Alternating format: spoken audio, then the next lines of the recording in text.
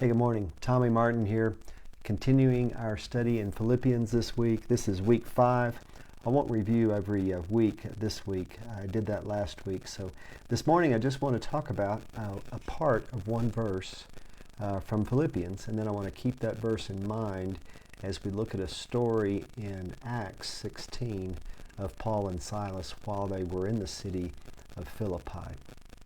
Philippians 1:27 begins with this instruction. Whatever happens, conduct yourselves in a manner worthy of the gospel of Christ. All right? Now, Acts 16. The story I want to deal with starts in verse 16 of Acts 16 and goes to the end of the chapter. I'm going to let you read that on your own, but here's what's happening. Some men drag Paul and Silas before the judges in the marketplace, and they say, hey, these Jews are stirring up our city and suggesting actions that are unlawful for Romans. A crowd is around and they kind of join in because, they kind of pile on. So the judges have Paul and Silas flogged, then they're thrown into prison. So now we're going to pick up in Acts 16, verse 25. About midnight, Paul and Silas were praying and singing hymns to God, and the other prisoners were listening to them. Suddenly, there was such a violent earthquake that the foundations of the prison were shaken. At once, all the prison doors flew open and everyone's chains came loose. The jailer woke up, and when he saw the prison doors open, he drew his sword and was about to kill himself because he thought the prisoners had escaped. But Paul shouted, "Don't harm yourself. We are all here." The jailer called for the lights, rushed in, and fell trembling before Paul and Silas. He then brought them out and asked, "Sirs, what must I do to be saved?"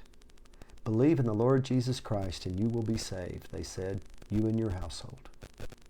So, Paul and Silas are wrongfully flogged and thrown into prison, and their response is to pray and sing hymns to God. I'll just tell you straight up, that would probably not be my response. I'd be whining, I'd be asking to call my lawyer, begging for a doctor, all sorts of stuff. But what did Paul write in Philippians? Whatever happens, conduct yourself in a manner worthy of the gospel of Christ. Now, he probably wrote that letter about 10 years after this event in Acts 16, so the church had probably grown by then. This story might have even been told in the church. And so they get this letter, and it's such a powerful statement. When you're flogged and thrown into jail, conduct yourself in a manner worthy of the gospel of Christ. When they won't treat your wounds, but just throw you into a dirty cell, conduct yourself in a manner worthy of the gospel of Christ. When you're a Roman citizen, but they won't give you a fair trial, conduct yourself in a manner worthy of the gospel of Christ. It was so interesting that the jailer's response, he was going to kill himself because evidently losing prisoners, if you were a Roman warden, was a really bad thing, even if it was caused by an earthquake. And so he's choosing to kill himself. And then Paul and Silas say, wait, we're all here. Not just Paul and Silas, all the prisoners are there because they're all impacted by two guys that are conducting themselves in a manner worthy of the gospel of Christ. And what happens? Well, the jailer gets saved. Who knows? Some of the people that were in this church at Philippi may have been some of the crowd that was screaming and hollering at the marketplace that day. And who knows? Maybe even the jailer and his family are part of the same house church there in Philippi. So what an incredible outcome from basically what was had to be considered a brutal attack on these two innocent guys. But because they responded in a manner that was worthy of the gospel of Christ, look at the neat things that happened.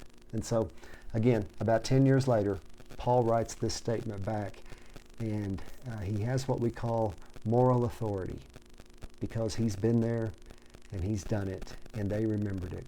And so today, I don't know what this day has in store for you or for me. Maybe some good, maybe some things that aren't so good. But let's ask God to help us so that whatever happens, we will conduct ourselves in a manner worthy of the gospel of Christ. Hey, I love you guys. Have a great day. See you later.